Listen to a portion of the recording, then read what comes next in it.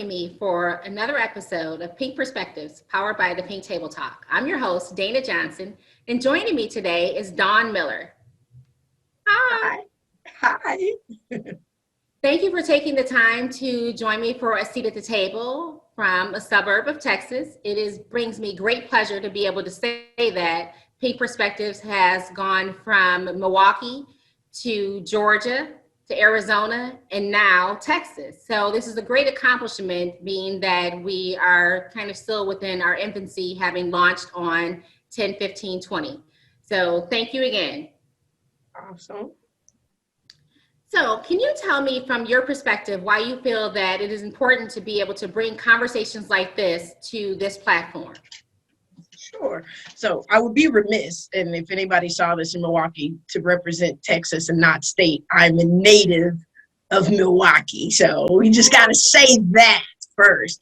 But it's important to have these conversations because there's so many health concerns in our community, both physical as well as mental, that we just don't talk about enough. And I believe the way to fix a thing or the way to treat a thing is to talk about a thing. So these kinds of conversations are important to inform our community so that if we are more aware, we can do the proper precautions. And if we find ourselves in the situation, then we know then also we're not alone. Awesome. So just going back on what you stated is that I want to just make it clear to those that are joining us that Dawn and I have known each other since childhood, and from college into adult life, we have been separated by states, but still have had an opportunity to be able to keep in close proximity and communication through respect to members of our family and the church community. So I'm appreciative of that. And with that being said, I just want to kind of lead into the conversation of how breast cancer affected you personally from your young childhood. So there was a conversation that commenced between your parents with you and your brother in regards to your mother's diagnoses and talking about metastatic breast cancer, and also support systems and how important that component is in dealing with healing as you go forward. So if you could maybe just kind of touch on how that conversation went about, and just possibly to be able to give some healing to those who may be viewing this episode on how to have those kind of conversations with young children. Absolutely. I wrote a book, and I actually talked about this in the book a great deal because I'm adamant about being honest and open with children. When my mom was diagnosed, I was 7 and my brother was 12. And I did not know what was going on when my parents went to the doctor because we've always been a health conscious family. So my parents going to a doctor's appointment was not abnormal. But when they came back, they sat my brother and I down, my 7-year-old self and my brother's 12, and told us exactly what my mom's diagnosis was. And at the time, they had only given my mom 6 months to live. So it was a very serious conversation, like, this is what's going on. Mom's going to go through some treatment. You know, this is what the doctor said, but we're a faith-based family. So it was, but we believe the report of the Lord. We're going to trust God, and we're going to move forward. And the support came in with, back then, this was back in the 80s, right? The early 80s. So chemo is grueling now. Imagine what it was then. So there wasn't the anti-nausea medicine. So there was all of that. There wasn't the medications that kept you from being bruised and your skin getting thin. So there was all of that. So we had to have a strong support system because my mom really could not do a great deal once she got into her initial chemotherapy. So we had, my dad has a very close-knit family. And so my aunt, and her daughter, my cousin, who I call my sister and my best friend, they became our support. Wow. And so my aunt would come over once a week to just give my dad a break. What people don't realize, that when one person is diagnosed, that caretaker goes through just as much as the person who's actually diagnosed with the illness, right? So if you don't take time to take mental breaks for yourself, not only can it deteriorate your marriage, but it can deteriorate your own health. So my aunt was adamant about giving my dad time to still go to choir rehearsal, to still go out and hang out with his friends, because my parents were in their early 40s. My dad was still young. Twice a week, my aunt was there, and that made a difference. And then during the summer, after my mom succumbed, because my mom lived 5 years. Okay. Um, so she initially had breast cancer in one breast, came back in another breast. Um, Almost immediately, they were able to do a double mastectomy, and she went into remission. And for 5 years, we went back to life as we knew it. But as we always say with cancer, when it comes back with a vengeance. Mm-hmm. So when it came back, it was maybe 3 4 months, and she passed. Um, at that point, then it was just my dad and I, because my brother graduated and went to college the same year that my mom died.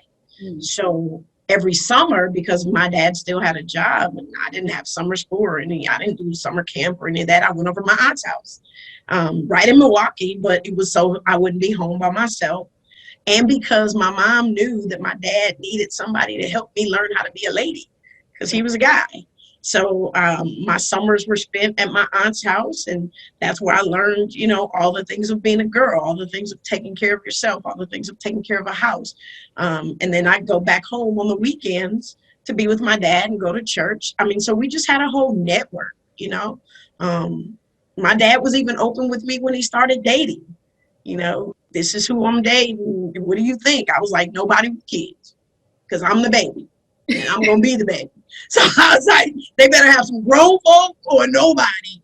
I mean, but we were just honest. And since then, I mean, my dad and I are super, super close because of that time when it was just he and I in the house. Because my dad did remarry, but he didn't remarry until 2 years after my mom had passed. And that's a whole nother conversation, because it takes a special woman to say, you are a young man, you have a young daughter, life must go on, find love again. And that's what my mom did. Had she not done that, I'm quite sure my dad would have never remarried. But she gave him that ability to not only move on, but move on while she was still alive, so that she could say, I think that person is good for my daughter. I want to meet her. I mean, it was just, my mom was a phenomenal woman.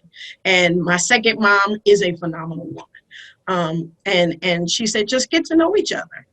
See if you could marry her.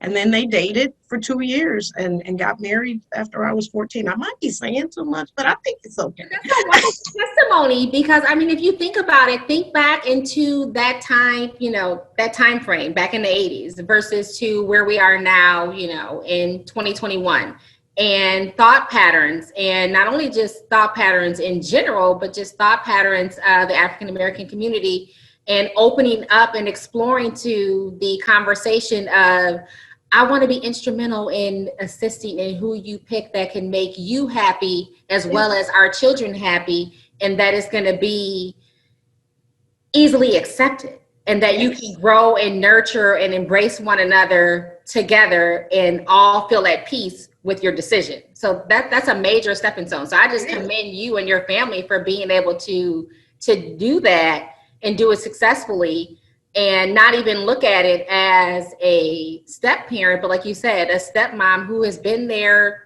No, a second mom. Yeah. I never say step. Second. No, I said you didn't utilize those terms, that you looked at it as a second mom. So that's amazing. And I just commend you all for that. Yes. Well, thank you for sharing that. Can you share a little bit about like your family history and how you lived with your life according to the conversations that you all had within that context, and how it has aided you in having those conversations now with your daughters, your adult daughters now? Of course. So prior to my mom passing, her best friend was my dad's sister. That's how she actually ended up meeting my dad. They were high school sweethearts. And her best friend passed of breast cancer. So on my dad's side, my aunt died of breast cancer. Then my mom died of breast cancer. Then my grandmother, my mom's mother, had cancer. So it was very prevalent in my family. So at the point that I became going in my pubescent years, the doctor told me that I had to start having mammograms. So typically you have mammograms in your 40s, right? I started having mammograms as soon as I had breast tissue. So I was 14 years old And I started having mammograms, and I had fibrocystic breasts. So I always had lumps. And whenever I had a lump, my both my parents would take off work because we didn't know. And it was just a super, super stressful emotionally time for myself, because I anticipate I'm going to die. So I lived my life as though, which is how we should live, right? You live every day like it's your last day. I lived my life in overdrive. I wanted to buy a house, gotta buy a house. Want to have kids, gotta have kids. Want to get my degree, gotta get my degree. Everything was gotta do it, gotta do it. Yeah, I gotta check, check, check. Bucket list didn't even exist back then. I think I started it. I should have patented. I might be a rich person, but I had a bucket list of things that I just had to do, and it wasn't about trying to, I ran for office. I just anything you could think of, I acted. Whatever you could think of that I thought I might want to do, I felt like I had a time frame because the doctor told me in women, it presents itself a decade before in the next generation, right? You probably know that. So my mom was diagnosed in her 30s, passed in her 40s. So my expectation was I diagnosed in my 20s and I die in my 30s. Or not even see 30, right? So I lived my life thinking 30 was my threshold. When I turned 30, Danette and I went and jumped out of an airplane.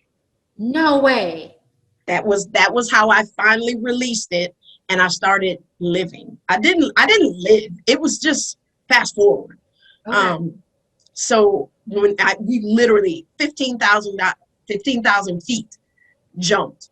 I have the video, everything. And I really, really, at that point, I let it go. How that changed my life was we love hard in our family. Mm-hmm. We don't have unspoken things. We don't say angry words. We don't go to sleep angry. We don't say things that we can't take back. We say, I love you at every conversation. We don't say goodbye. We say, see ya on every conversation. Like, it seems small, but it was dictated because we understood life was fleeting. Because now you imagine, back then, my aunt died, my dad's father died, then my dad's mother died, then my mom died. All that was in the course of like 3 to 5 years. All those instrumental people in my life. So our family was hit hard, and we're close. So at that point, we made a decision. Life is short. I mean, we know that as Christians, right? We're not here forever. We're here for a period of time, predestination, and when it's time, we have to go, right? So you live every life as though it is your last day. That we really live that way. Like, we really, really live that way. So as my daughters were born, I was very adamant about telling them about breast exams when they were young. And just telling them the importance of it and talking openly about my mom. My mom did not die. You know how people say we lost her? No, we didn't lose her. She passed from this life to another life, but she still lives. So my youngest, she talks about my mom all the time. She has a tattoo honoring my mom. And they've never seen my mom. But because my mom is so alive in our life, and that's a credit also to my second mom, that she was not intimidated by us keeping my mom's memory alive, so that was important, and just that awareness with my daughter. So we did have a slight scare with my youngest just last year, where she had a lump. So it's still, you think you're over it and we can handle it better, but no, the moment it appears, we get anxious. You know what I mean? It's a whole lot of praying, a whole lot of listening to God saying, no, you can't do that.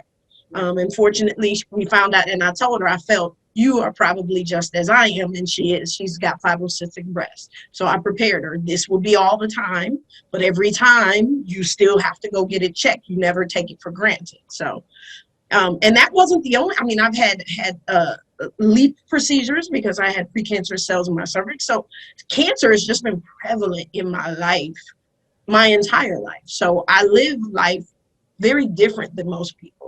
I care about people and value experiences very different than most people, because I understand that life is not promised, right? And don't take it for granted. Don't take it for granted. Thank you so much for opening up just to this extent, and I wholeheartedly appreciate it in that Mhm. conversation.